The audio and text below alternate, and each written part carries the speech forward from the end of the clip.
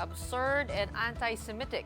That is how Israeli Prime Minister Benjamin Netanyahu described the arrest warrant issued by the International Criminal Court against him. In a statement, he said it is falsely accusing him, the democratically elected Prime Minister of the State of Israel, as well as the former Defense Minister Yoav Gallant, of deliberately targeting civilians, when what they actually do is avoid civilian casualties.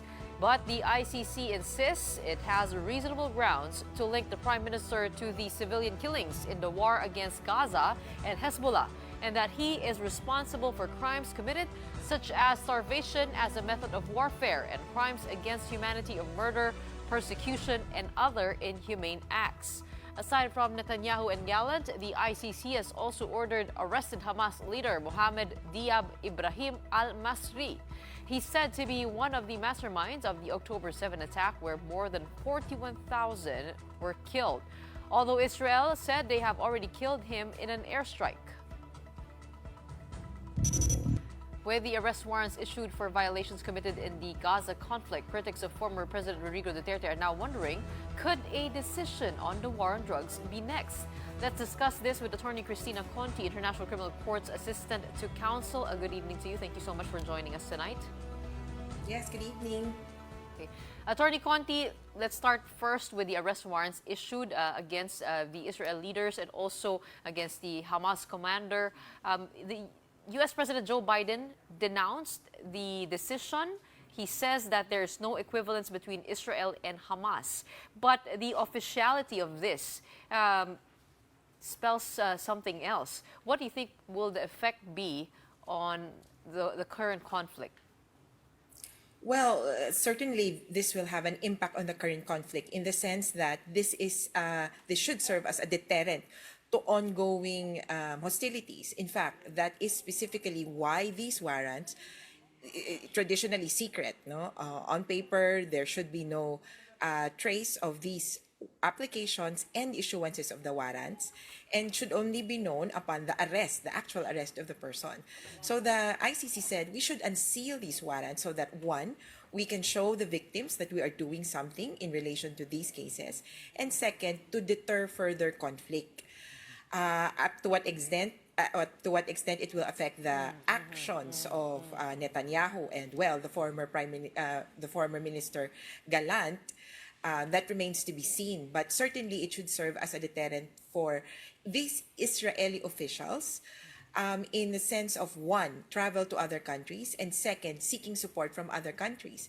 In fact, also within the day, the European Union made a strong statement that since all members of the EU are members of the ICC, they will implement the warrant. And if Netanyahu ever visits one of their countries, then he's subject to arrest.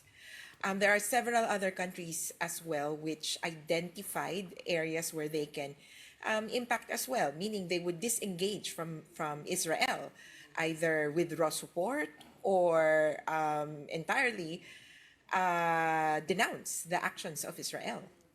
Okay, but Attorney Conti, talk to us through when Prime Minister Netanyahu said he's not going to stop and he's not going to follow. Like, how does that work out when there is the arrest warrant? How will this be served? Like, what can we expect to, first, how will things unfold, I guess, in the next few weeks?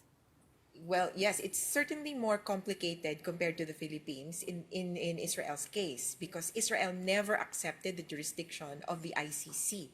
This case was brought before the court because Palestine did. So Palestine accepted the jurisdiction of the ICC, and because the actions happened within its jurisdiction, within the state of Palestine, the ICC recognized jurisdiction. However, the perpetrators can be found in a state which is not a member of the ICC. And, to look at the realpolitik, it's supported by the US, one of the world's superpowers, and a clear critic of the ICC if it is offensive or contrary to its interests. So in this case, the arrest of Israeli officials, which should be implemented by a local or a national police, cannot be affected by, obviously, the Israeli police. So we are looking at at the least, their confinement in Israel, inability to travel. If these officials ever think of moving to countries which are members of the ICC, then their police can implement the warrant. Okay, Attorney Conti, we all heard U.S. President Joe Biden's strong condemnation of this, but the U.S. itself is has not ratified the Rome Statute. They're not a signatory, rather, to it. What kind of message does that give, given that, the U.S. being a superpower, not a signatory of the Rome Statute, and yet strongly condemning it? How will this possibly affect, how things will develop or unfold? Well, it's self-interest. Actually, the U.S. was one of the major movers behind the creation of an international criminal court. It came from the Nuremberg trials, where they were one of the main pillars of the trials there in Germany. Now, when the crimes of aggression were put out and suggested as one of the core crimes of the ICC, that's when the U.S. suddenly started to pull back. Crimes of aggression might possibly affect them and include within the ambit American officials and military officials at that. Because on the part of the U.S., I think there is an acceptance or recognition that they have been perpetrating crimes of aggression. So clearly this is an act of self-preservation. Unfortunately, there have been instances when you can clearly see the US's sort of cognitive dissonance. They stand for law and order. They stand for an international legal order. But suddenly they would like to pull out of an institution that stands precisely for that. So on the part of the U.S., it takes a lot of political capital for it to assert its position now that it is contesting the ICC warrants of arrest. Do you mean to say when you said a while ago that this is more complex than the Philippine situation because Israel is not a signatory of the Rome Statute, does it mean that it is impossible to arrest the two leaders in their own land, and could they escape to, let's say, the United States, China, or Russia, at walang paraan talaga to do that? At ang gagawin lang nito ay iiwasan lang niya yung mga bansang sumusuporta. Ganun lang kasimple ba yun? And is there no mechanism at all? Because here we have the Interpol, no, na sinasabi ni Justice Secretary Boying Remulla na pwedeng parang backdoor yan. Hindi niya sinabing ganun, pero parang ganun. Yun yung way para ma-serve yung warrant, kumbaga. Well, yes, actually, sadly, that could be the situation where any subject of a warrant of arrest will just stay put in a place where will be unreachable by the arms of the law of the ICC. But in history, we've seen several, hindi yan mapapakali, medyo makati din yung mga paa niyan. And remember, Netanyahu is a sitting head of state. And it's improbable for him not to leave his country, considering that he would be the primary diplomat of his country in a time that they would need support from the international community. It's improbable and it's weird for him to stay put. So in this sense, it makes his world smaller. Liliit ang mundo niya.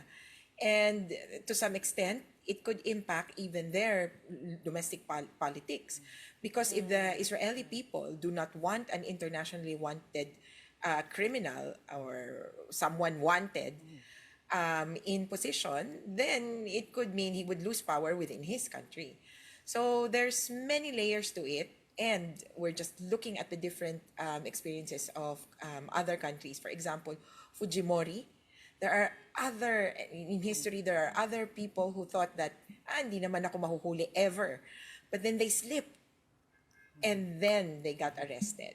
So it's two ways to look at it. Either you look at it pessimistically, they will never be arrested. Or optimistically, there could be at one point some diplomatic mechanism to allow the arrest of these people.